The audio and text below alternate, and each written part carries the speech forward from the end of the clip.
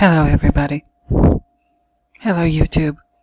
Hello art history enthusiasts and visual culture aficionados. It's me again, Miss M. And I'm back with another video. This time I am going to do another Shining video. And this will be, which one? Oh, this will be, I guess, part 3. As you can see, I've got my last one highlighted on my videos list on my channel, which, again, I start every video at my channel homepage so that you will know you're in the right place. And today, I felt like doing the Shining video, another Shining video, because I kind of just felt it was necessary for me to do that on this channel at this point in time. I don't know if I'm doing it because I want to get it out of the way, or because maybe in the course of doing this video I'll say something important or significant or whatever about the movie. So I just decided to switch this thing on and start talking. Yes, I prepared a little bit, but not a lot. As usual for my Shining videos, this one, as I said, it will be part 3.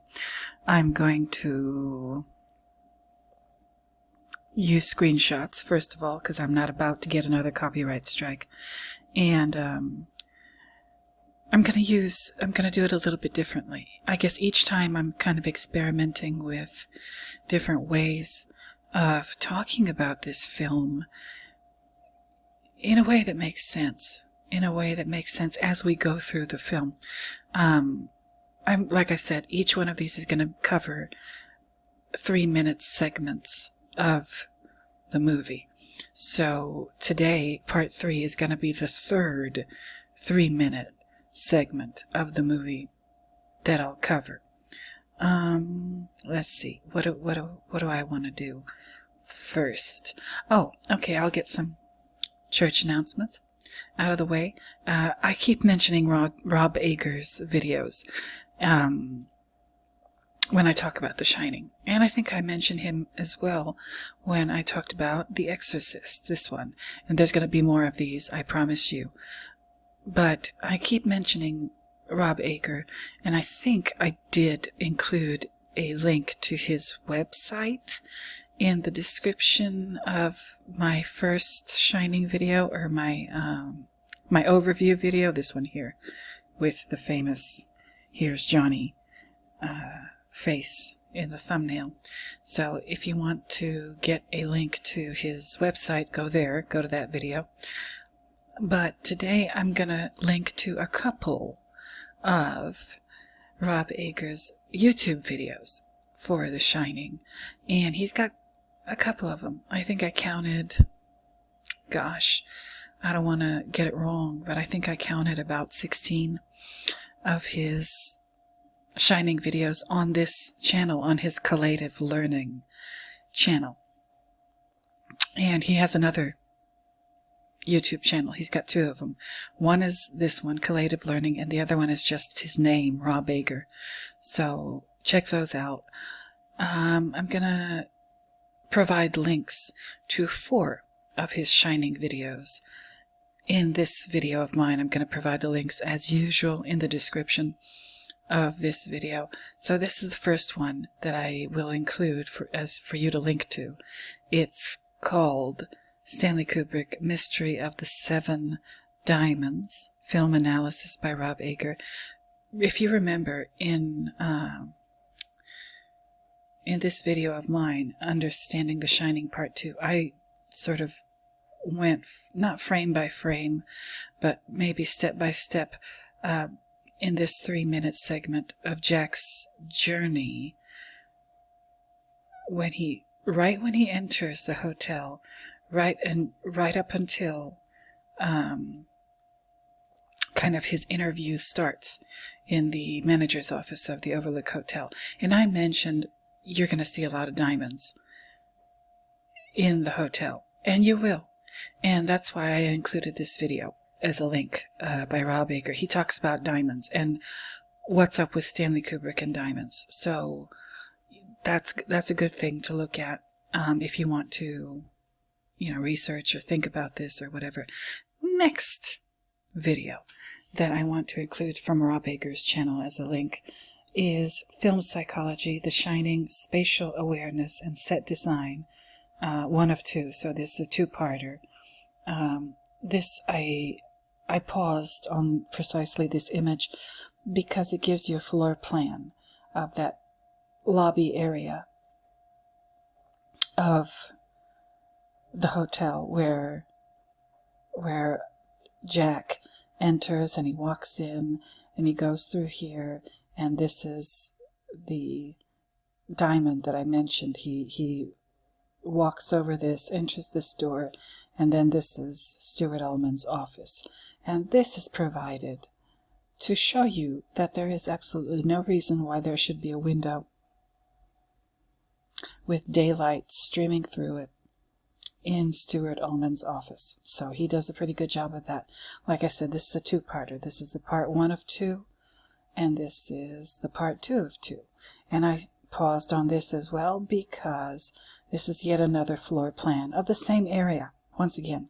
But you don't see the office as well. I don't know why he cuts it off like this. There seems to be, it seems like there should be more over here to the right of the screen, but whatever. What else? Yeah, so check these out. Part 1 and 2 of Film Psychology, The Shining, Spatial Awareness, and Set Design. Okay. And the final one, Optical Illusion, Sets in The Shining, Film Analysis. So, do I want to zero in on anything in particular here? Not really. I just want you to, if you want to, if you feel like it, look through this video, and I'm kind of looking through to see if I want to use any of this. Yeah, no. Yeah, but I'll include it as a link as well. So, with all that being said, these floor plans are really intriguing that Rob Ager includes in his videos. That's one of the reasons why I really want you to check it out. As far as going through the 3-minute segment that I want to go through today in this video, my part 3, right? Like I said, in part 2, I go through those second 3 minutes, and there's not hardly any dialogue.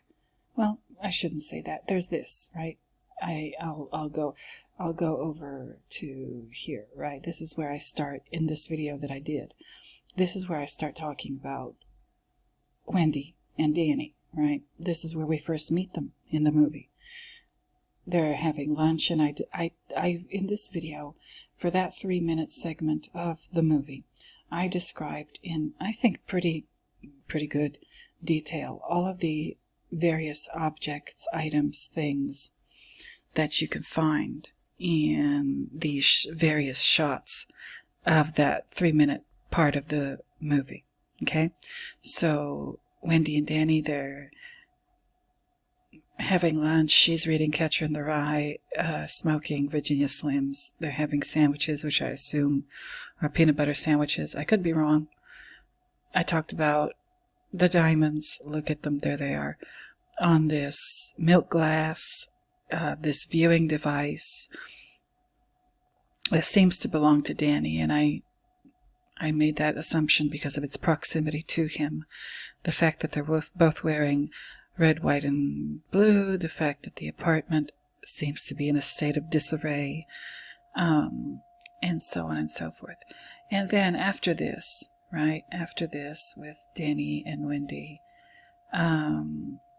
we cut back to the office where the interview is conducted for, Jack Torrance's job interview. And so there's Stuart Ullman. I describe everything in the office, how weird the office looks the color, the objects, the photos on the walls. And then this guy comes in. Bill Watson. Okay. No, I mean, you can go everywhere and look at everything with regard to The Shining. I don't think that there is any source that describes or explains who in the world Bill Watson is and what in the world he's doing here. Why is he here? Who is he? Is he the real boss? Because we don't know. What is his title? I don't know. If that knowledge is available, I don't know it. I haven't seen it. So, again, let me know. If you can find out what Bill Watson's title is, what his job is at the Overlook Hotel. He comes in smiling and cheerful and whatever, but something's wrong. Something's wrong. Now, they just conduct this interview, okay? Most of the talking is done by Ullman, at least from what we see. In the movie, he talks to Jack, asks him questions. Jack gives very polite, job interview type answers to the questions. He's obvious, the character, Jack Torrance, is obviously a little bit nervous. Of course he's nervous. It's a job interview. Who ain't nervous at a job interview? The only situation I can think of, a job interview situation where you wouldn't be nervous, is if you already knew that you basically got the job. And Jack Torrance's behavior in this segment of the movie doesn't say that to me. He doesn't seem like somebody who feels like he's got this in the bag. But that's just my perception. I could be wrong. And again, I took my little screenshots. I took my little screenshots. Only 4 of them. Okay. For this last video. No. Part 2. I took a bunch of them. I don't know how many, but there were a lot. Okay. And like I said, I described each one as well as I possibly could. And I was very judgmental of Wendy and her housekeeping skills, and I was very judgmental about the decor in the hotel and how it kind of just bugs me. But that's just my opinion. Maybe some of you think it's gorgeous. You're free to feel that way. But again, I'm not going to get another copyright strike. So I did 4 screenshots because this 3-minute segment is all in this office. It's all in the interview. It's mostly dialogue. It keeps cutting back and forth between Stuart Ullman. Okay, we see him. All right. And then we see him reacting to what Stuart Ullman is saying. Okay. And then we see like one shot, a couple seconds long, from this angle of the office. The composition forms a triangle, I will say that. Okay, and then we get another sort of overview of the office and the items in it, and this damned window that ain't got no business being there. Okay, and these hideous plants and etc. Okay, so we have that. And I'll save the best for last, okay? I'll save the best for last. So I said, what should I do in order to talk about this portion of the movie? I can't run the film because, don't want to get a copyright strike. For this one, I don't want to do all those screenshots because I think I've kind of demonstrated how to scrutinize any given frame of this movie. You just list all of the objects, items, things you see, people, what are they doing, how are they dressed, etc. So I think, you got the idea. So for this 3-minute segment of the movie, I said, let me find the script. And that's what I did. I found The Shining script, the screenplay, at this website. It is called Script Slug. And, it gives you a little synopsis, It gives you the technical info, and as you can see, it has all of these other ones here too. So it seems like a cute little resource. So I opened up the one for the screenplay for The Shining, and it's in my other tab over here. And this, what I've got highlighted here, is exactly where we left off. Okay. This is precisely the moment where we left off in the last segment that I talked about, the last 3-minute segment in part 2, and then starting off with this one in part 3. This is the beginning of the next 3 minutes. All right, we left, and I mean, I don't know if this is some kind of synchronicity for me, but I opened this up and I wanted it to be precisely where we left off. Like, what's the next thing that happens? What's the next thing that's said right away? And here it is. It's Ullman saying, let's see, where were we? Oh dear. Have I lost my mind? I don't know. Possibly. So, this is just a dialogue-heavy portion of the movie, this 3-minute segment. And again, I can't run the film because I get in trouble again. Don't want to do that. So I'll just read this to you. If it takes 3 minutes of reading in the film, then it should take me about 3 minutes of reading in this video. So let's go. All right. So Ullman says, let's see, where were we? What did he say right before that? Our people in Denver recommended Jack very highly, and for once, I agree with them. And here's the next one. He says, let's see, where were we? Oh, so, yeah, this is right after Watson comes in, Bill Watson. And Jack is looking for a change, right? And I guess Ullman is speaking to Watson when he says this part here, our people in Denver, that part. And, that's an interesting thing there too, our people. So him and Watson, I guess they do consider themselves as kind of part of a team. They will both work for the same place. So I guess our people. That's not totally weird, but it still gives me pause. But whoever, quote unquote, our people are in Denver, they recommended Jack very highly. Okay. All right. So, moving on. Ullman says, let's see, where were we? Yes, I was about to explain that our season here runs from, May 15th to October 30th, and then we close down completely until the following May. And then we cut to Jack. Jack says, do you mind if I ask why you do that? It seems to me that the skiing up here would be fantastic. Ullman says, oh, it sure would be.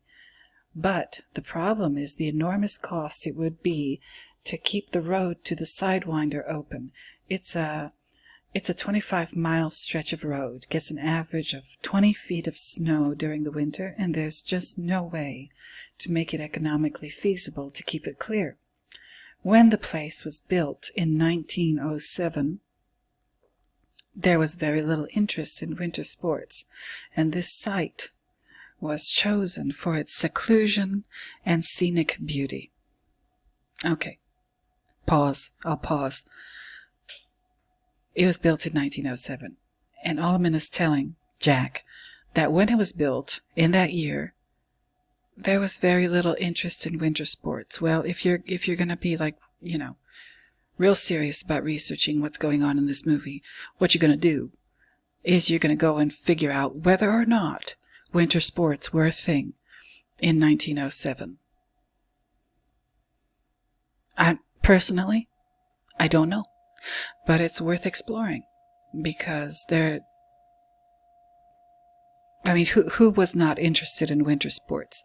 The people who built this hotel, or the people who visit this hotel, or the intended customers, or guests, rather. It's a hotel. I guess they're not customers, they're guests. But the intended, audience of this hotel were, by the builders of the hotel, not expected to be people who would be interested in hanging around where there's a lot of snow,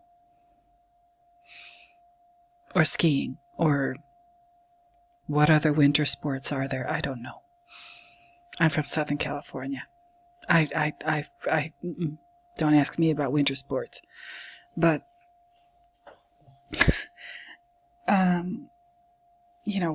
maybe the winter sports back then were not the same as the winter sports are now, like snowboarding. Did they snowboard in 1907? I don't know. But, I'm just I don't know. I don't know. So, this site was chosen for its seclusion and scenic beauty. So, seclusion. So, whoever built this hotel and the builder who was thinking about the future guests of the hotel expected the future guests of the hotel to want to be secluded. Okay, what does that mean, secluded? Far the hell away from everything and everyone. Okay? Far the hell away from any signs of civilization. And as you can see in the beginning of the movie, in part 1, where let me find it. There it is, part 1. Okay. I won't go there, but if you remember, then you remember. That first part of the movie most of it is just following Jack's yellow Volkswagen Beetle up the mountain. And the point of that, I think I mentioned it in the video, was to let you know how far the hell away this hotel is from everything. There's no stores. There's no hospitals. There's no nothing. So to get to this place, it takes a long time. And it's very far away from everything, and it's up in the mountains. Alright, so and you saw the building. There's nothing around it. There's nothing to do. There's nowhere to go. All there is the hotel's building. And the parking lot. And an invisible tennis court. I talked about that in part 2. And if you watched it, you'll get the joke. But anyway, so for its seclusion and scenic beauty. I don't know if you... I don't know if you can figure out what I'm driving at, but let's keep going. Okay, so Jack replies, well, it's certainly got plenty of that. Plenty of seclusion, plenty of scenic beauty. Allman, and Jack laughs. Ooh, okay. Allman, that's right. And did they give you any idea in Denver about what the job entails? ? Jack, only in a very general way. Allman, well, the winters can be fantastically cruel, and the basic idea is to cope with the very costly damage and depreciation which can occur, and this consists mainly of running the boiler, heating different parts of the hotel on a daily rotating basis, repairing damage as it occurs, and doing repairs so that the elements can't get a foothold. Okay, I'm going to pause again, because that's what I like to do. I like to pause. Listen. What kind of horrible building is this? I mean, I've never managed a building before. I don't know anything about building or plumbing or electrician work or carpentry or none of that. But is this place falling apart? Is that what he's saying? And they need somebody there for 5 months to make sure that the whole place doesn't just disintegrate. I don't know. I mean, I can understand running the boiler and whatever, because I've heard that where it's very cold, if you don't or if you don't wrap the pipes or let the water run a little bit, that the pipes will explode. So I can understand that in a very cold environment. But repairs? Repairing?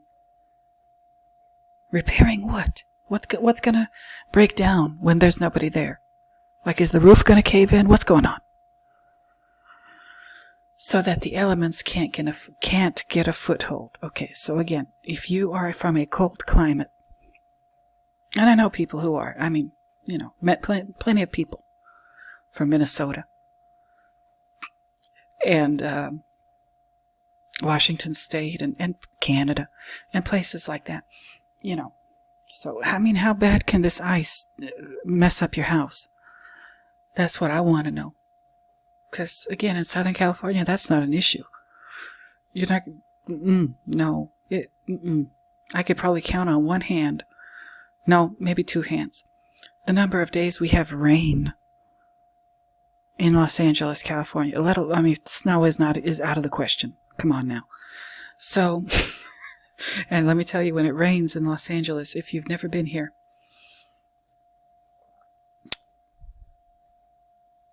I mean, it's nice. Seeing waterfall from the sky is very nice, but everything kind of, I don't want to say it screeches to a halt, but people start driving funny. It's weird. It's weird. And don't get me started. Like, okay, 60 degrees in Southern California is freezing. You need to turn the heater on. You need a blanket. You need to wear shoes. And, most of us just, no. So, okay, so the elements, so that the elements can't get a foothold. Moving on. And Jack replies, well, that sounds fine to me. All righty. And Ullman grunts off. What in the world? Okay, so I'm so happy I found this script. There's stuff in here that are very, forgive the pun, illuminating. All right, so here goes Ullman again. Physically, it's not a very demanding job. The only thing that can get a bit trying up here during the winter is the tremendous sense of isolation. Well, of course there's a tremendous sense of isolation. This place was picked for its seclusion. Of course, oh dear. Okay, so where was I? Tremendous sense of isolation. All right. Again, I'm going to keep harping on this. So you're just going to have to forgive me. Tremendous sense of isolation.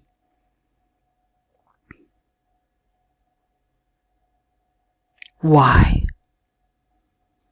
Why did they build, in the world of this movie, why did they build this hotel in the middle of literally nowhere?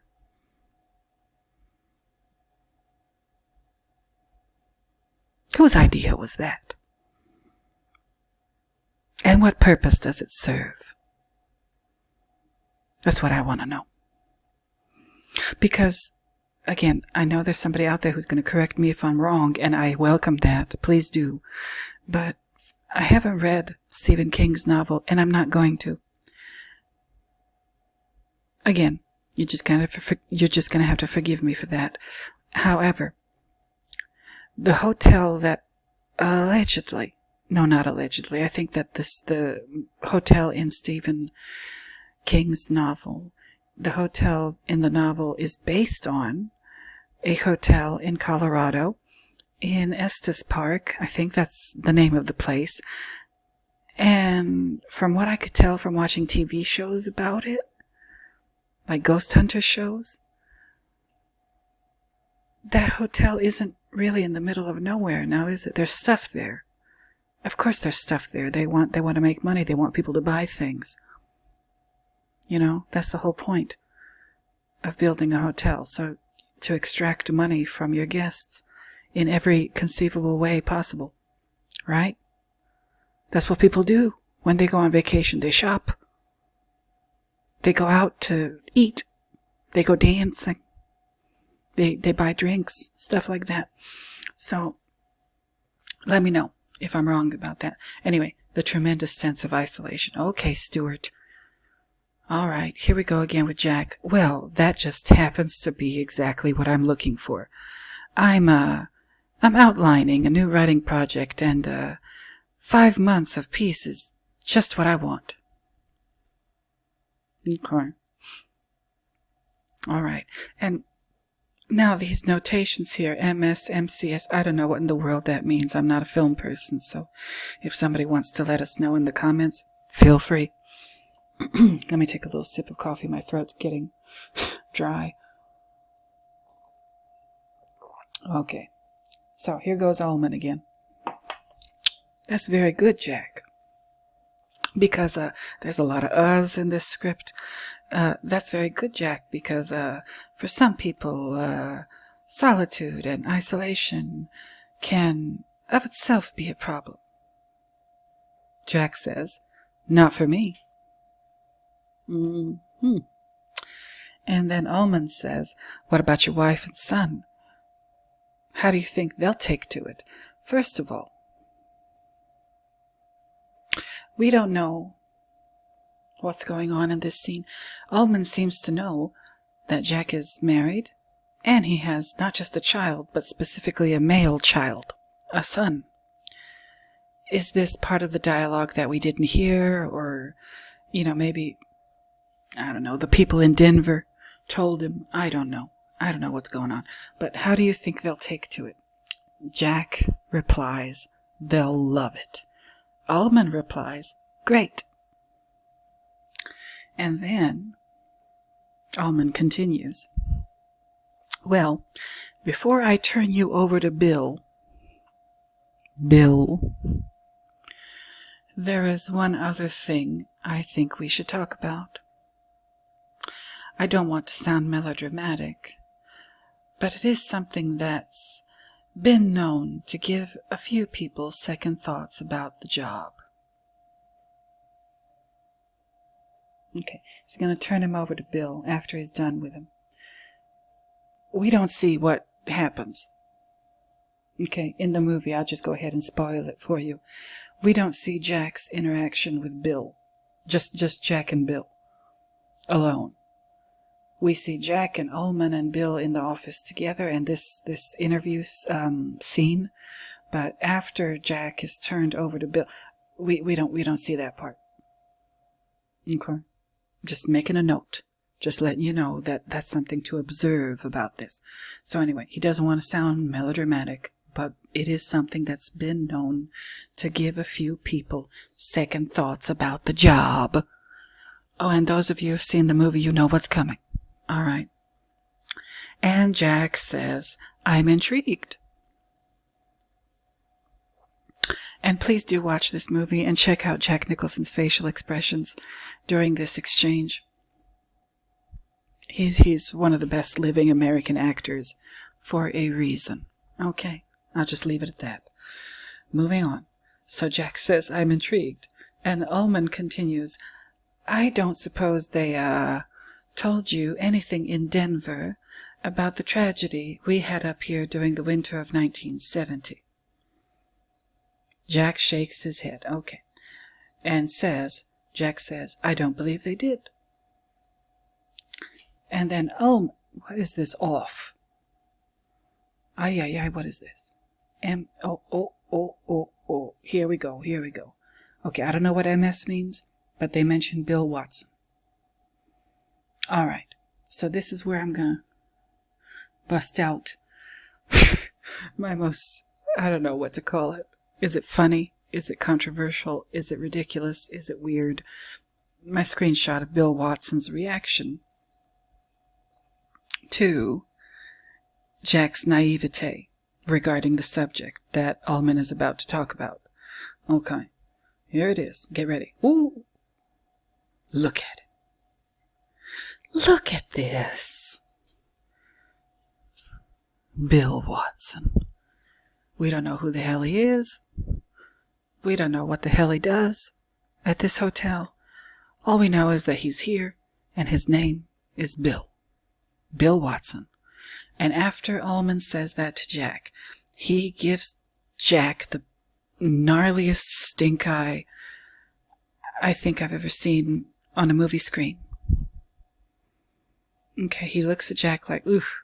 I mean, y'all tell me in the comments this facial expression that this actor, and I wish I knew his name, I don't, but this actor who's playing Bill Watson, the facial expression when he's looking over at Jack, what does that give you? What does that say to you? Like, is this a look of disgust? Is this a look of contempt? Is it anger? I don't know. It could be all three of those things mixed together. I just don't know. But again, Watson has this open posture, body language. He's not uncomfortable. But from the neck up, he looks just, ugh. Looks like he wants to just spit at Jack or something. I don't know. I just don't know. Or slap him or something like that. So y'all tell me, but Watson, he doesn't look concerned. He doesn't know. This is not a friendly face of any kind, in any way, shape, or form. But Bill. What's wrong, Bill? And by the way, Bill just doesn't talk during this whole interview. He's here. He's present during this interview for a reason.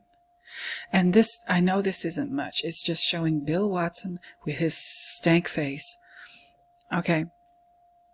And the very old sepia-colored photos on the wall, and then a black and white photo on the wall, and then is this some kind of mystery door over here? Good heavens. Okay. And then this back here. I think I mentioned it in part 2, but look at this. Some boxes. I probably did mention this. Clutter bothers me. Okay, and these boxes, somebody should put them away. Empty them, do whatever, just get rid of them. They're ugly. They don't need to be here. On top of this gross miniature refrigerator. At least I think it's a refrigerator. Something about this corner of the room. And this refrigerator, maybe it's not a refrigerator, maybe it's a cabinet of some kind, I don't know. But something about this just gives me the creeps. And maybe it is a refrigerator. Something's plugged in. Okay, so yeah, probably is a refrigerator where he keeps, I don't know, sandwiches? Soda? I don't know. But it's there and it's gross. It's gross. At an allegedly luxury hotel. And you'll see later why I'm saying luxury hotel. Doesn't look like a luxury hotel. We already went through that in part 2. Looks kind of weird. Everything's just thrown here, there, and everywhere. Nothing is together. Nothing matches. Nothing makes sense. They look like they decorated that hotel from the city dump. And then this. In the manager's office, you would expect it to be nicer. You would expect it to be wider. Yeah, that desk is just kind of parallel parked into that part of the office. Like, oh my goodness. Couldn't they give him a nicer room? A nicer office? With a real window? I don't know. And why does he need a refrigerator? He has a secretary. She can get him his sandwiches. I mean, this is 1980. Actually, no, it's before 1980. They filmed this, it took them a couple years, I think, to film this. So it was still that kind of culture at the time where the secretary brings coffee and whatever, right? Okay. All right.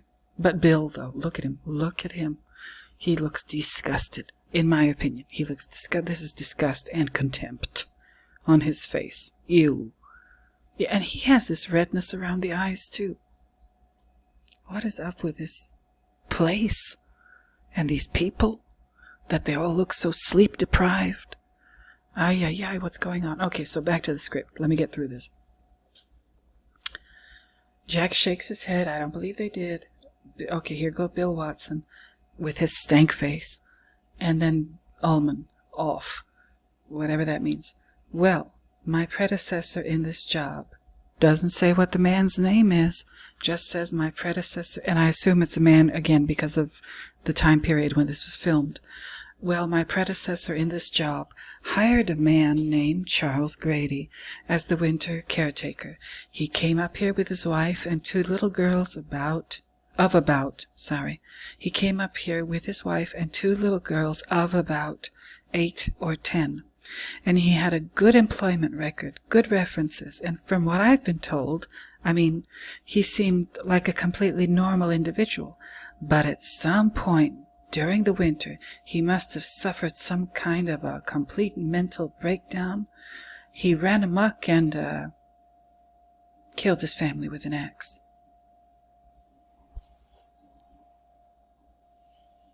And that's it. That's it. That's where this 3-minute segment of the film ends. There's a little more, as you can see. There's a lot more. Let's see. Okay. Yeah, it ends with the word amok.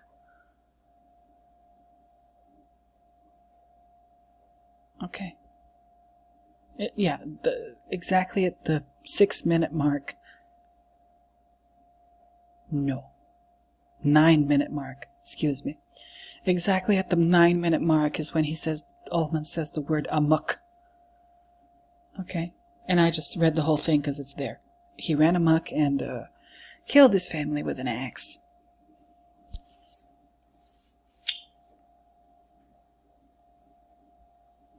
Long pause. Okay. So, I think I read through this. I've given you like my running commentary of the dialogue.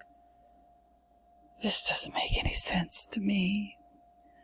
This doesn't make any friggin' sense to me at all. You know? Makes in this, oh look, there's Bill. You know. This doesn't make a whole lot of sense to me.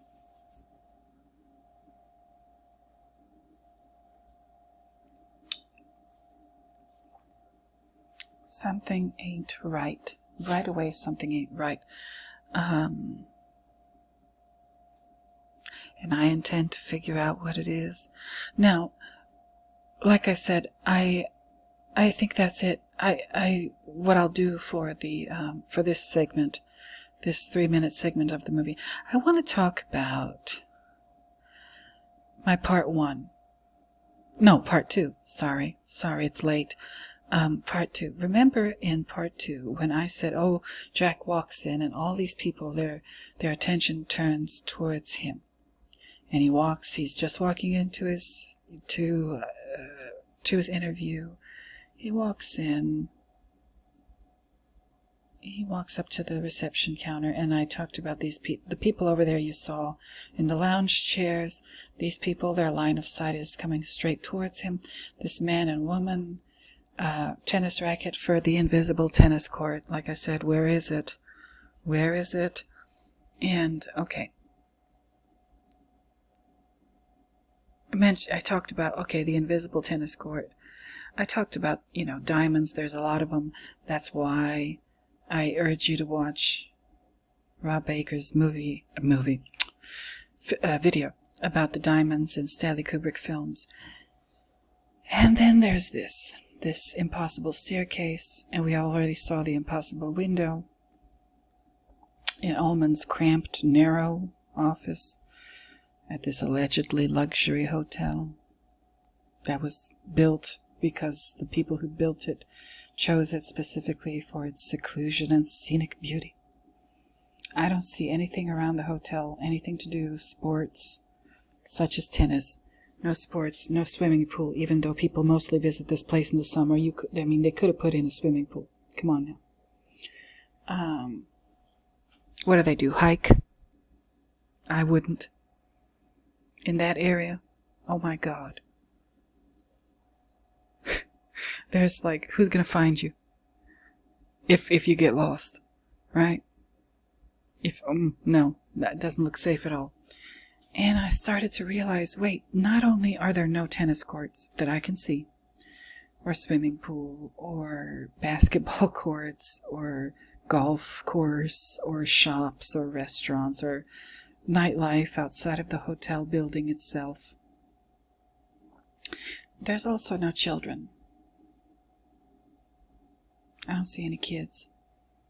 This is, Jack's interview is on a day when the hotel is still active and, guests are coming in. And so we saw,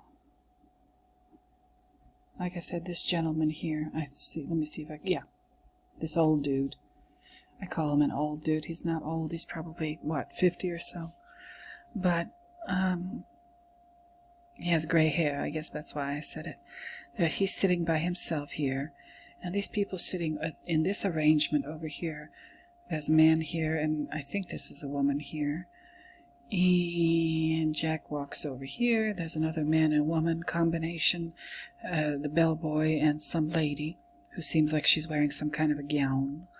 And then over here, I said Jack notices this woman. She probably finds her attractive. She's coming down, descending this impossible staircase that leads to absolutely nowhere.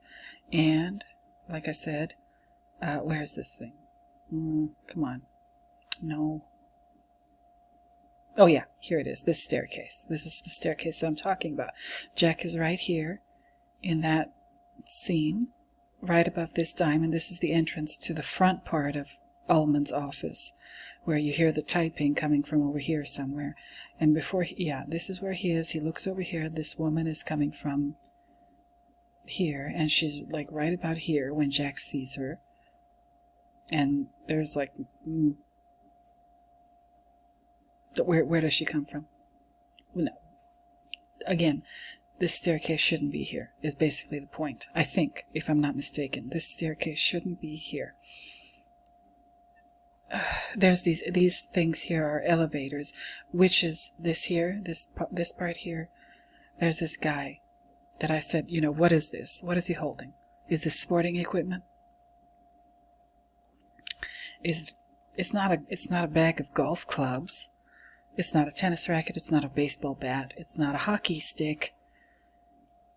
What the hell is it?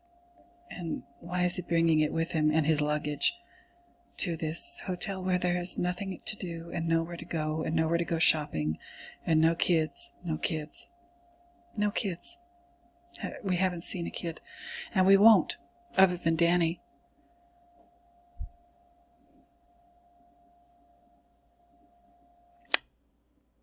I don't know if you can tell what I'm driving at here. The hotel was chosen for its seclusion and scenic beauty. Nothing around it, nothing anywhere near it, for miles and miles and miles and miles. What did the script say? What is it? Oh, it mentioned the road to Sidewinder, did it? Let me find that just to sort of emphasize for you what I'm trying to... There it is. Yes. When Jack asks, "Do you mind if I ask why you do that? It seems to me that the skiing up here would be fantastic." Ullman answers, "Oh, it sure would be, but the problem is the enormous cost it would be to keep the road to the Sidewinder open. Trails off. It's a 25-mile stretch of road. Gets an average of 20 feet of snow during the winter." Okay, it's a 25-mile stretch of road. Now, I don't know this intimately. He says the road to the Sidewinder. And I assume that the Sidewinder is this 25-mile stretch of road. And the road to the Sidewinder is the road that you need to take in order to finally get onto the Sidewinder itself. So that's 25 miles uphill. And that's after you get there, which we don't know how long the road to the Sidewinder is. I'm just going by, the grammar, the way this sentence is organized. Like I said, it's far the hell away from everything. Lots of beautiful nature. Like Ullman says, scenic beauty. Here. The site was chosen for its seclusion and scenic beauty. Okay, I'll just say it. I'll stop alluding to it. Is the Overlook Hotel a brothel?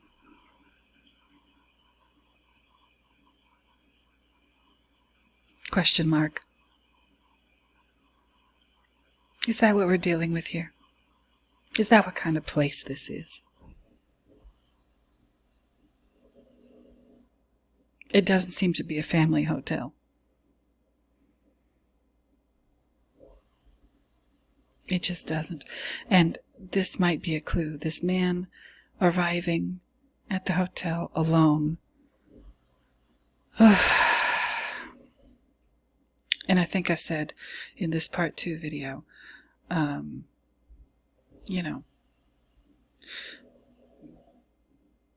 the women that work at this hotel, they don't seem to be dressed in any kind of hotel uniform, except the receptionist girl.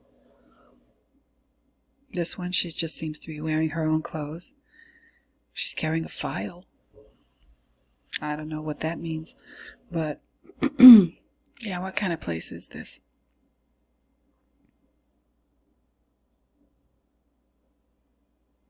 Is it some kind of specialty resort? Is it a nudist colony? Is it, you know, is it, I don't know. I don't know. But is it, this man is alone. I guess he's gonna, maybe, if it's what I think it is, if this hotel is what I think it is, which I could be totally wrong, but he's alone because he's somebody's gonna be joined by one of the employees of the hotel later. I don't know, but that's just my idea. I thought of it one day and I said, oh my goodness, is that what's going on? Is that what kind of hotel this is? Listen, I could be 100% wrong. Y'all let me know what you think in the comments. I think I've done enough. My God, I've already been talking for 50 or so minutes, and that, I guess, basically concludes my video for part. I already did part 2. Part 3, the third 3-minute segment of the movie The Shining, and I will leave you with him. Okay, Bill Watson. I want you to think about who he is and what his job might be and what the hell he's doing there. Alright, because they never tell us. They never tell us, and that bugs me. Okay, so other than that, like I said, I think I'm done for this video. I hope you enjoyed it. I hope I gave, any of you Shining aficionados out there, I hope I've given you something to ponder, something to turn over and over and over in your head forever and ever and ever. And that's it for today. Next time, I don't know what I'm going to do. Maybe I'm going to do my next Exorcist video. There's a book that I want to review. It's about art crimes, forgeries and money laundering and all that good stuff. So we'll see what I decide to do next. I don't know when's the next time I'm going to do another Hunter video, but soon. So you guys, at this point in the video, I'd like to say thank you for watching, and thank you if you've made it this far. My goodness, you are dedicated, and I appreciate it greatly.